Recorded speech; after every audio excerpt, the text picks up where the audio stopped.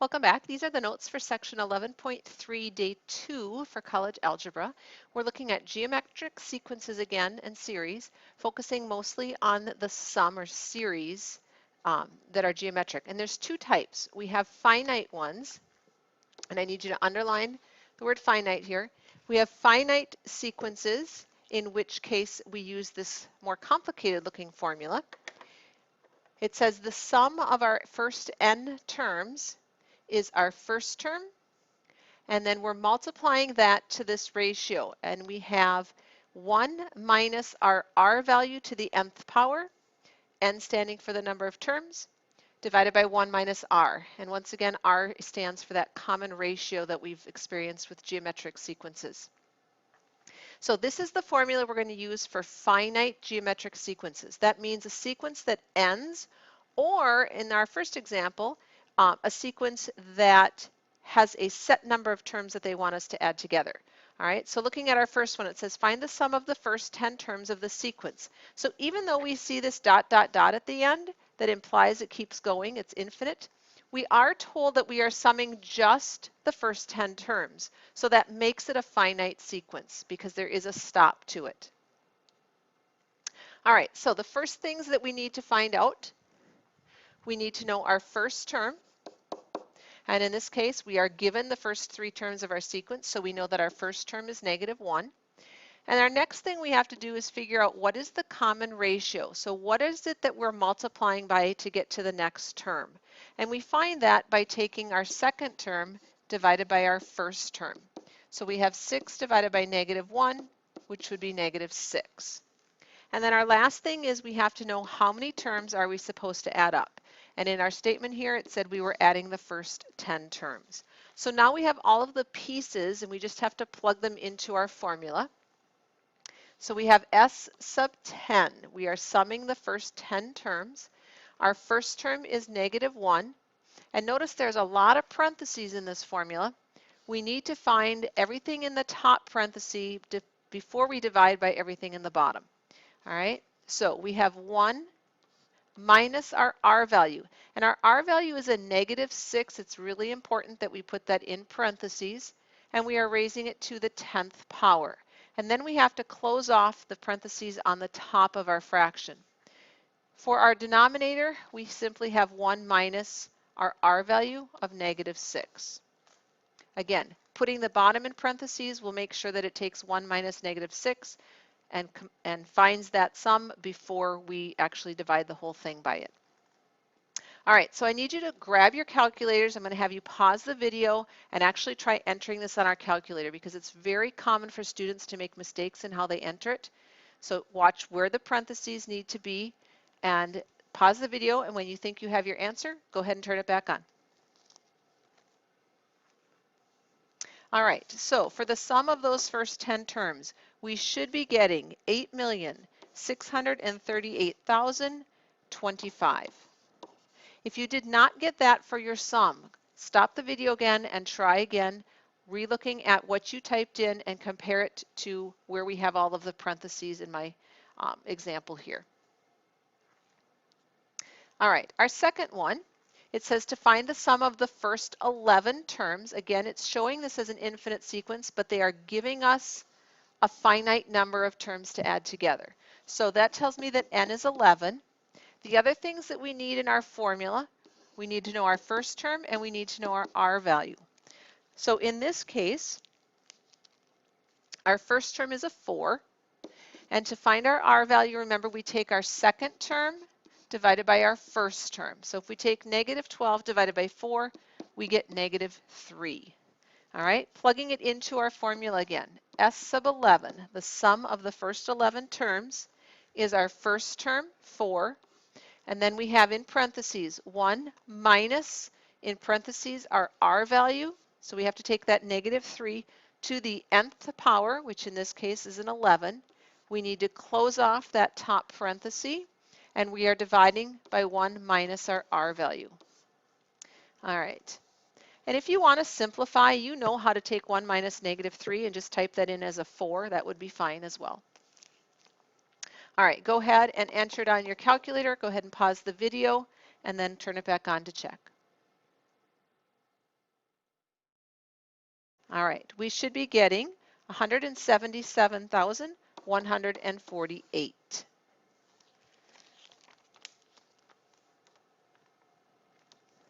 All right, for example 3, this one is a little different. It says to find the sum of the geometric sequence, and you'll notice that there is an end to it. There's no dot, dot, dot at the end of this. So it is strictly a finite geometric sequence. We know the first term.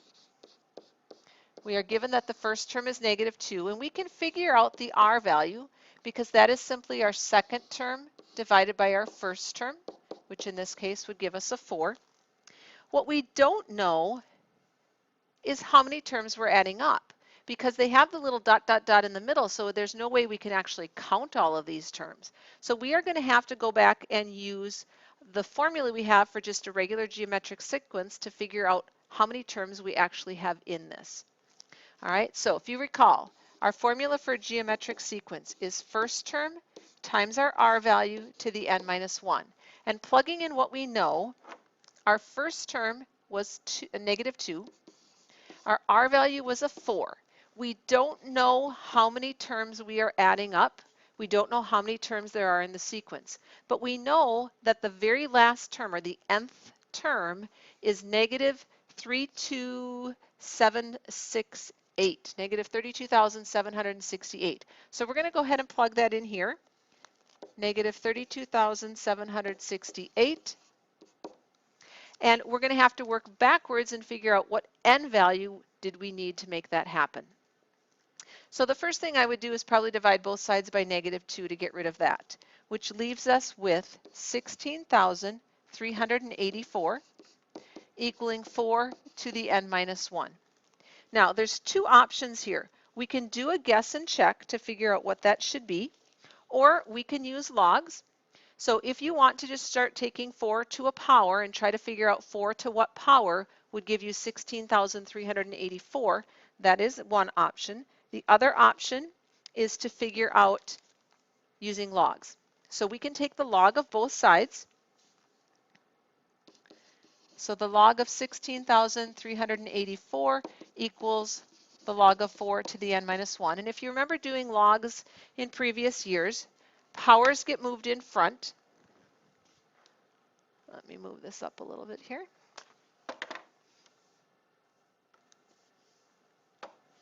All right, so this power can be moved in front. This gives me the log of 16,384 equals n minus 1 times the log of 4, and then I can divide the log of 4 to the other side.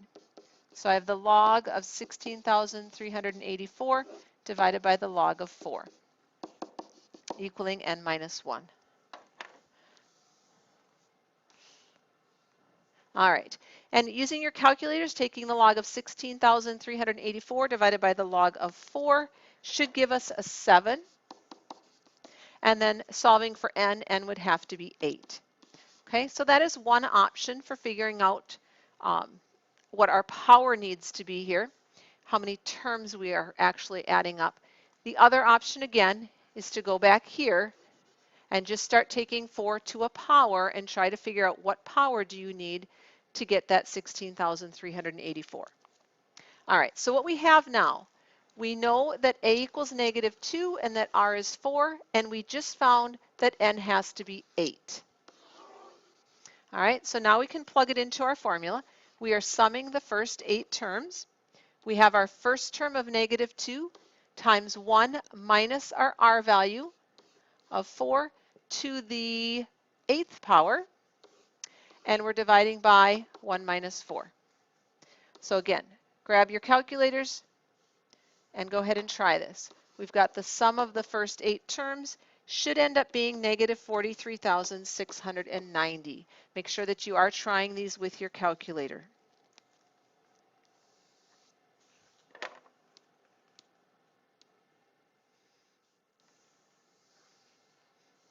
All right, questions 4 and 5, you'll notice, are written in a slightly different format. We're back to that summation notation that we saw back a section or two ago with arithmetic sequences. We are starting with an n value of 1 and we're ending with an n value of 15. That means we are summing 15 terms. So our n is 15. The second thing we need, what is r and what is our first term? All right. R is the value that we keep multiplying by over and over to get the next terms. So in this case, R would be this 4/3 that's being raised to that exponent. All right. Our first term is what we get when we plug our first n value in. So we have 2 times 4/3 to the first power, which ends up giving us 8/3. All right, so let's plug it into our formula. We are summing 15 terms. Our first term is our first term is 8/3.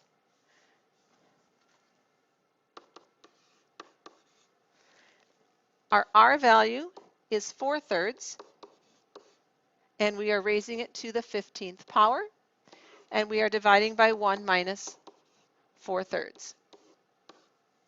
All right, again, practice, practice, practice. Grab your calculators, type this in. You should get 590.65 if we round it. Okay, I'd like you to pause the video and try example 5 on your own, and then turn it back on once you think you have an answer.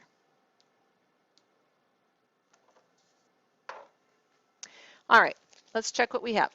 Our first term here is what we get when we plug our first number in. So 3 times -2 to the first power would be -6. Our R value is what we keep multiplying by over and over, which in this case is our -2. And we are summing from n being 1 to n being 10, so n would be 10 terms.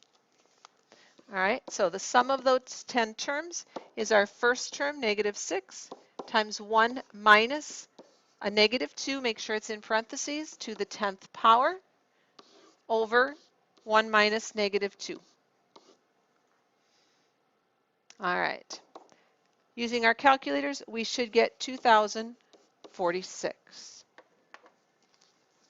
All right, so the sequences and series that we've been looking at have all been finite geometric ones. And so that is that more complicated looking formula that we've been using here. We also have sequences that are geometric but are infinite. And that's the next couple examples that we're going to look at. You'll notice, and make sure you underline infinite here because it will be important that you use the correct formula. Notice that for the infinite one, it's a much simpler looking formula. We still have the a sub 1 and we still have the 1 minus r on the bottom, but we don't have all of that other stuff in the numerator. However, only some infinite series that are geometric can be summed. So we have two different terms for this. A sequence converges if the absolute value of your r value is less than 1. And in that case, you can find the sum. For example, let's say our r value was 1/3, all right? And our first term, we'll start with an 81. So we have 81, and then our next term would be 1/3 of that, or 27. Our next term would be 1/3 of that, or 9. And we keep dividing by 3 or multiplying by 1/3. And our sequence, you'll notice that each term as we go keeps getting smaller and smaller and smaller. That is a sequence that can be summed because the next few terms as we get further out to the right get so small that they really don't change the sum. However, if the sequence diverges, we are looking at an r value that's greater than or equal to 1. So for example, we can use the same idea here. Let's say we start with a 1, and let's say our r value is 3 this time. So we're timesing by 3. So our sequence looks like this: 1, 3, 9, 27, 81, 243, etc. And our next term just keeps getting bigger and bigger and bigger. Well, that's going to change your sum as you keep adding another term in there. The sum is going to keep getting bigger and bigger and bigger. So this is one where we can't find the sum. All right, so the first thing you want to do is determine what is kind of r value do you have. Do you have a sequence that's going to converge, in which case we can continue and actually find the sum? Or do you have a sequence that diverges and you cannot find the sum? You'll notice a couple things to indicate that it's an infinite one. All right, we have an infinity symbol on the top of our summation sign, or we have the little dot, dot, dot at the end, and they haven't given us a certain number of terms to add together. All right, so for our first example here, number 6, looking at our R value, remember that is the term in our expression that's being multiplied in over and over again.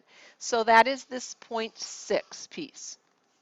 And since 0.6 is less than 1, this is a sequence that converges, and we will be able to figure out the sum. The only other thing that we need to know in our formula is what is our first term. And remember, our first term comes from plugging in our first n value, which is a 1, into our formula. So we have 4 times 0.6 to the 1 minus 1, or the 0 power. And 0.6 to the 0 power is 1. 4 times 1 is just a 4. So our first term is a 4. Our R value is 0.6. You'll notice that in the summations formula, there is no little subscript here because we are summing an infinite number of terms. Formula says take our first term and divide by 1 minus r. Well, 1 minus 0.6, 1 minus 6/10 would be 4/10. So we have 4 divided by 4/10. Remember, dividing by a fraction is the same as multiplying by the reciprocal, so we're really multiplying by 10/4, in which case the 4's are going to drop out, and we simply get 10 for a sum. All right, our next example. Again, it's an infinite series. It's geometric because we are multiplying by the same constant each time. Our first term in this case is a 1. And to figure out our R value, remember we can take the second term divided by the first term. Well, 0.5 divided by 1 is just 0.5, or 1/2. Since our R value is smaller than 1, this is a sequence that converges, and we can find the sum. So our sum is our first term, 1, divided by 1 minus R, 0.5. And 1 minus 0.5 is 0.5, or 1/2. So we have 1 divided by 1/2. That's the same as multiplying by 2. We get a sum of 2.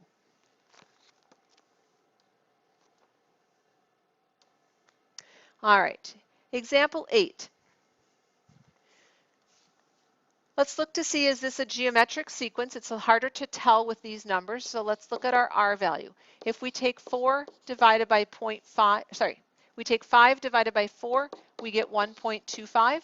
If we take 6.25 divided by 5, again, taking a term divided by its previous term, we also get 1.25. So it is geometric, but notice that our R value, 1.25, which is greater than 1, and so this sequence diverges, meaning our next number is just going to keep getting bigger and bigger and bigger, and we cannot find the sum.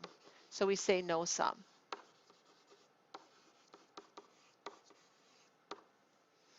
All right. A couple other examples of some geometric series. It says in number 9, express the repeating decimal as a fraction. A repeating decimal has the same digit, just it keeps moving over one decimal place. So 0.7 repeating is really 0.77777 forever. That means it is 0.7, or 7/10, plus 7/100 plus 7/1000, etc. So we can think of this as a geometric series that just keeps going forever, an infinite one. Our first term is 7/10,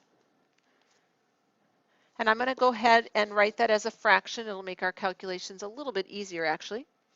Our R value, remember, we find by taking a term divided by the previous term. So for example, the second term divided by the first term.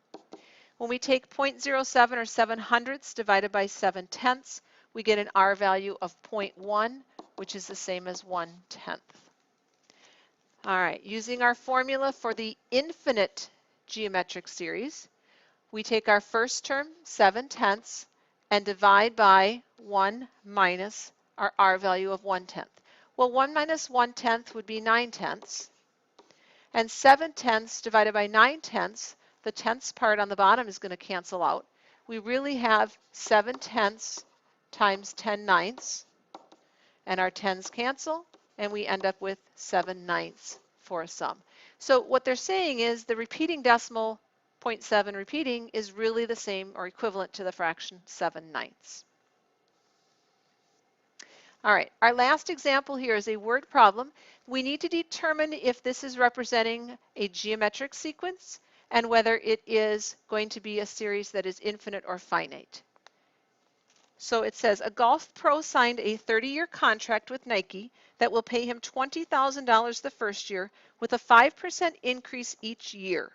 How much will he make over the length of the contract? This statement right here, when you're going up by a set percent, that is a geometric sequence.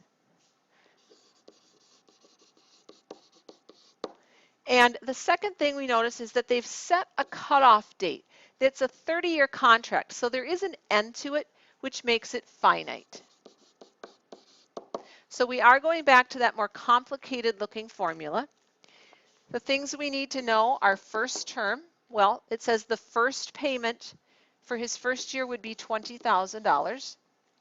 Our R value is based on this 5% increase. But it doesn't mean that we get 5% of 20,000. It means we get the 20,000 plus an extra 5%. So our R value is actually going to have to be 1.05. The 1 meaning that we keep the original 20,000 plus we get an extra 5%. And then it said that our contract ends after 30 years, so we have 30 terms that we are adding together. So to get the total value of his contract over those 30 years, we have to sum all of his yearly payments, and there's 30 of them. Our first year's payment is $20,000. We take 1 minus our R value, 1.05, to the 30th power, and we divide by 1 minus our R value. All right, once again, pause the video, grab your calculators, and try this. All right, our total for the 30 years, we have 1,328,776.95. We make $1,328,776.95. All right, so a couple things to pay attention to. We are working with geometric series in this section, but be really careful. Are you dealing with a finite one, which has the more complicated formula we just used in this last example, or are you dealing with an infinite one that has the smaller formula that we used in example 9? All right, so your assignment is on page 1051. You're going to work on 26 to 56 even, 71 through 74, and 94.